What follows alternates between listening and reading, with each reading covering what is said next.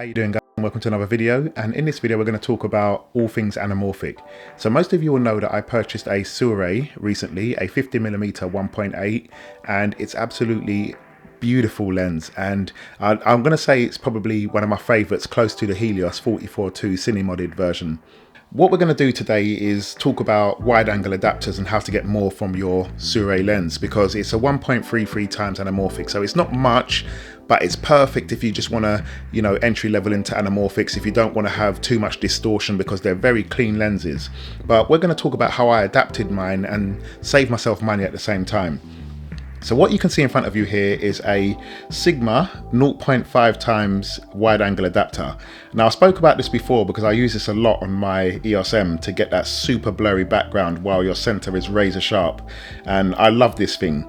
And I wanted to get one for my Sirui lens. So I've got the Sirui 50mm here, and I wanted to get a similar thing because I've seen them online and people talking about wide angle adapters and how they're using them to get like a more of a how can I say, anamorphic look on their lenses, because these Siruis, they're very clean, looking, so it might suit some of you in the way that it looks.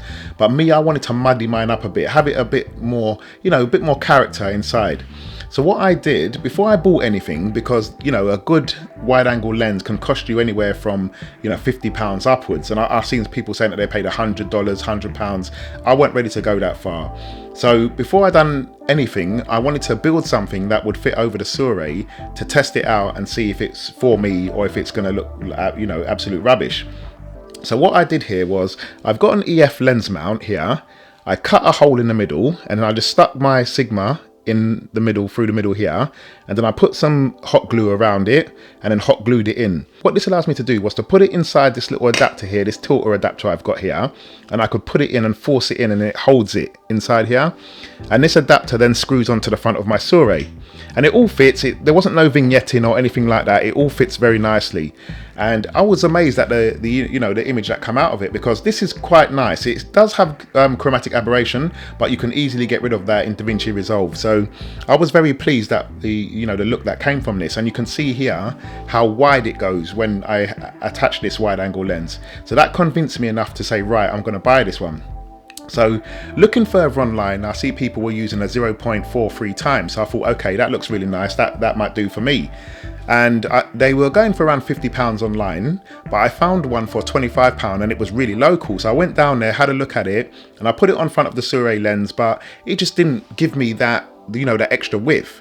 Yes, it gave me a lot of character on the edges and just a bit blurry on the edges, but it didn't give me any extra width. So I thought, you know what, if I'm gonna get the edges blurry with character, I want to go wide like this 0.5 times gave me. So I was looking around a lot and trying to find something, and what I found was this Sony model here. So this is just a Sony one. I believe it comes from some sort of old camcorder, and it is a 0.7 times, so not as wide as my Sigma one, but obviously this is going to look much cleaner and more professional. And if you just want to have a look around it, you can see it's got a square opening here, and I thought that might play a problem, using it on the Sirui, but it doesn't. It's absolutely fine, and the glass quality is really nice. It doesn't give me any chromatic aberrations. It's a really nice adapter. So then what I had to do was get the correct rings to be able to fit it to the Sirui. So the first thing I needed was a 52 to 67mm step down ring. So what this allows me to do is just screw the step ring onto the adapter, and as you can see, it still spins. Even though it's tight, it still spins. So that's something to do with this mount here, the way it mounts to the camera that it was designed for. I don't even know which camera it was designed for, but it still spins. So to get it to sit nice and flush, I'll just put some elastic bands here, and it gives it like a nice rigid feel.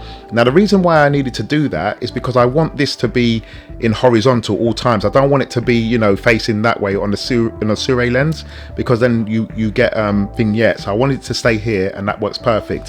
I then also put this little marker here, so I know when it's proper horizontal, when it's mounted on the lens, so I can just shift it.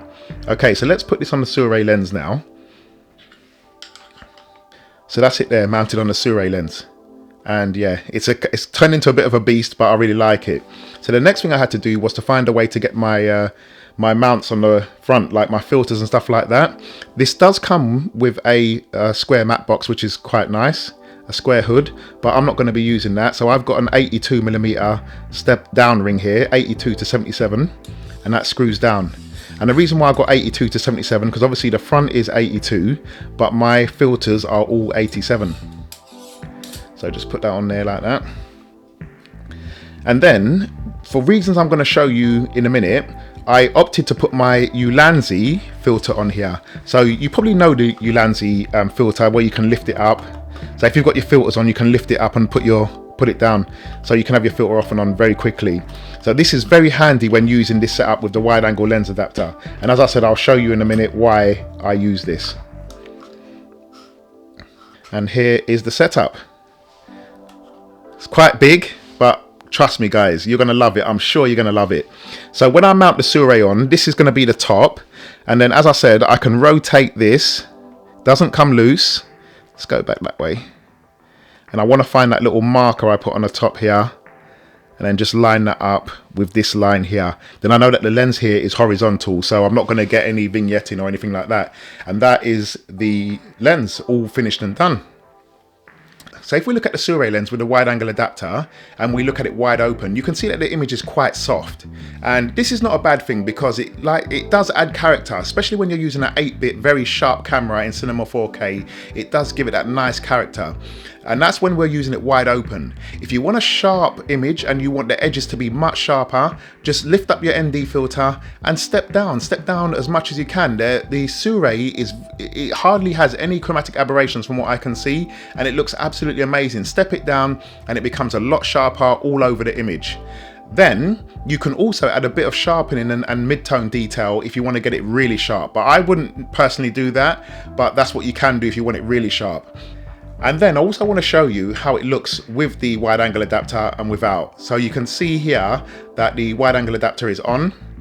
And then when you take it off, you can see how much difference it makes. Now pay attention to these geese, their feet and their head, and you can see the difference it makes on the actual image, the overall image. I think it's fantastic, and I'm so glad that I picked this Sony one because it is absolutely flawless in my opinion.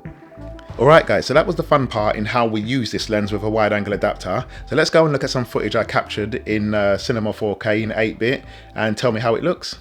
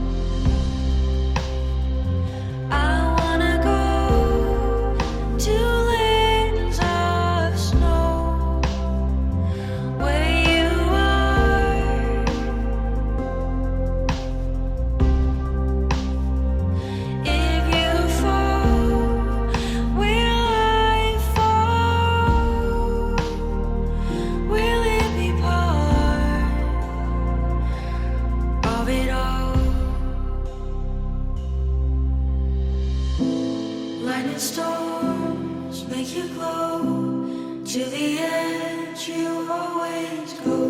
Love the earth while it cracks. Always wondering when you come back. Feeling free is all you know. You see fear as a new way to grow.